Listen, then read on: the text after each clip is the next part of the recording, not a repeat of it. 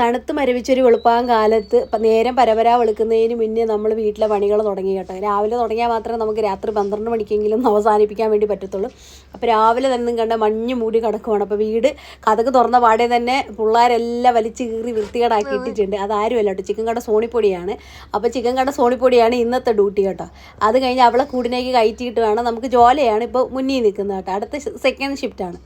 അപ്പോൾ അത് കഴിഞ്ഞിട്ട് ഞാൻ നേരെ പോയി നോക്കുന്നത് ബെല്ലിനെയും നമ്മുടെ ചെറുതിനെയാണ്. ചെറുത് കിടക്കുന്ന വീട്ടിൻ്റെ മുന്നേ ഉള്ള ആ ഒരു ഒരു ഷെഡിലാണ്. അപ്പോൾ ഈ നമ്മുടെ ബെല്ലയുടെ കൂട് കണ്ടാൽ നിങ്ങൾക്ക് മനസ്സിലാവും എത്ര വൃത്തികേടായിട്ടാക്കി ഇട്ടേക്കുന്നത്. മറ്റൊന്നുമല്ല കേട്ടോ, അവൾക്ക് നമ്മളൊരു എന്താ പറയുക, അതൊരു അട്ട ബോക്സാണ് കൊടുത്തിരുന്നത്. പുള്ളിക്കാരി എന്നാ ചെയ്തെന്ന് പറഞ്ഞാൽ 2-3 ദിവസം നല്ലപോലെ കിടന്നു കേട്ടോ. പിന്നെ ഇപ്പോൾ എന്നാന്ന് പറഞ്ഞാൽ നമ്മൾ പുറത്ത് വിടില്ലല്ലോ, ഹീറ്റായി കാരണം. അപ്പോൾ അകത്ത് തന്നെ ഇട്ടേക്കും. പുറത്ത് പിള്ളേർ കളിക്കുന്ന സമയത്ത് നമുക്ക് ഭയങ്കര വിഷമം കേട്ടോ പുറത്ത് പോകാൻ വേണ്ടിയിട്ട്. അപ്പോൾ അതിൻ്റെ ദേഷ്യമൊക്കെ ആയിട്ട് അകത്ത് ഇങ്ങനെ പൊട്ടിച്ച് വലിച്ചൊക്കെ ഇട്ടിരിക്കുന്നതാണ്.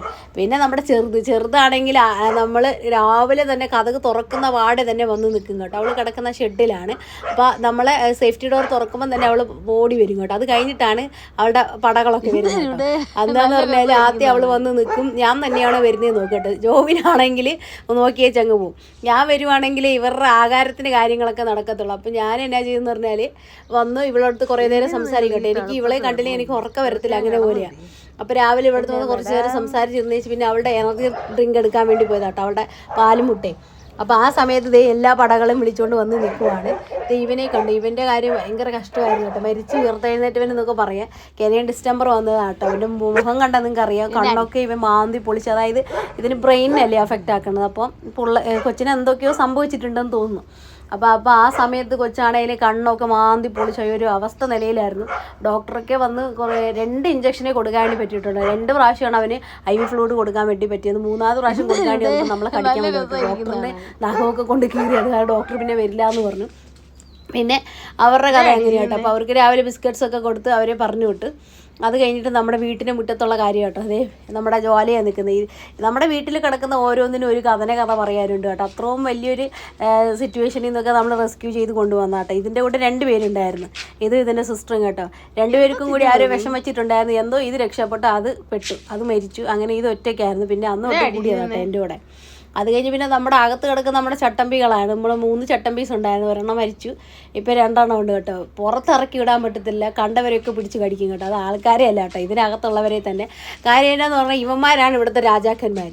ഇവന്മാർ തമ്മിലും അടിയാണ്. ഇവന്മാർ പരസ്പരം സ്നേഹമില്ലാത്തവന്മാരാണ് കേട്ടോ. ഒരു അമ്മയുടെ മക്കളാണ്, എന്നാൽ പോലും ഇവർക്ക് തന്നെ ഇല്ല. പിന്നെ പുറത്തുള്ളവർ ഇവന്മാർ വിടുവോ?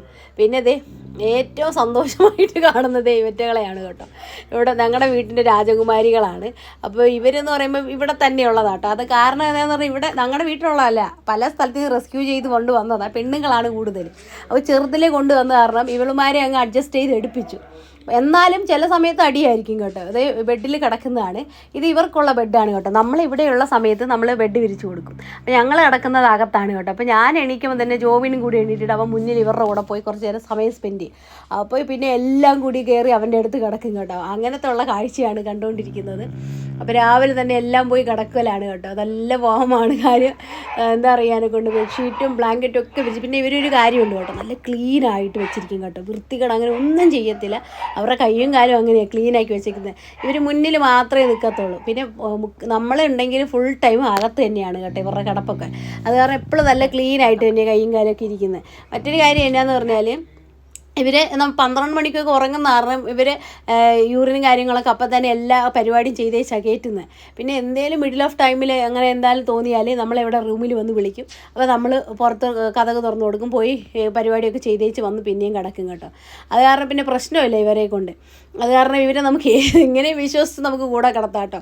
ചിലരാണെങ്കിൽ എന്നാ ചെയ്യുമെന്ന് പറഞ്ഞാൽ മുന്നേ ഉണ്ടായിരുന്നു കേട്ടോ. നമ്മൾ അകത്ത് പറഞ്ഞു വിട്ടിട്ട് വരുന്ന സമയത്ത് പിന്നെയും വന്നിട്ട് വീടിന് ഏതെങ്കിലും മൂലയിലൊക്കെ പോയി മുള്ളുമായിരുന്നു കേട്ടോ. ഇപ്പോൾ ഇവരൊക്കെ പഠിച്ചു വെച്ചേക്കുന്നത് ഇത് നമ്മുടെ ചെറുതാണ് കേട്ടോ. പില്ലോയിൽ കിടക്കുന്ന നമ്മുടെ പാരലൈസ് ആയിട്ടുള്ള ആളാണ് കേട്ടോ. ഇയാൾ പിന്നെ ഭയങ്കരമായിട്ട് എല്ലാ റൂൾസും ഫോളോ ചെയ്യുന്ന ആളാണ്.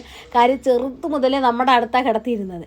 അപ്പോൾ അത് കാരണം നമ്മൾ എന്താ ചെയ്യുന്നത്, മുള്ള് അപ്പിയൊക്കെ ചെയ്ത ശേഷമാണ് നമ്മുടെ അടുത്ത് കിടത്തുന്നത്. അത് കാരണം അവൾക്ക് എല്ലാം അറിയാം. കിടക്കുന്നതിന് മുന്നേ എല്ലാ കലാപരിപാടിയും ചെയ്തേച്ച് വന്ന് നിൽക്കും. എന്നിട്ട് വേണം നമ്മൾ കട്ടിൽ കിടത്തി വിടാൻ കേട്ടോ. പിന്നെ എന്തെങ്കിലും ആവശ്യമുണ്ടെങ്കിൽ നമ്മളടുത്ത് നമ്മുടെ അവർക്കൊരു സൗണ്ട് ഉണ്ടല്ലോ, അത് പറയുമ്പോൾ നമ്മൾ ഇറക്കി വിടും കേട്ടോ. പിന്നെ വീടിനകത്ത് എല്ലാ പെണ്ണുങ്ങളാണ് കേട്ടോ. ഒരേ ഒരു പൂവാലൻ കോഴി നമ്മുടെ കൃഷ്ണൻകുട്ടിയാണ്. കൃഷ്ണൻകുട്ടിയാണ് ഇതിനകത്ത് പെണ്ണുങ്ങളെ നോക്കാൻ വേണ്ടി നമ്മൾ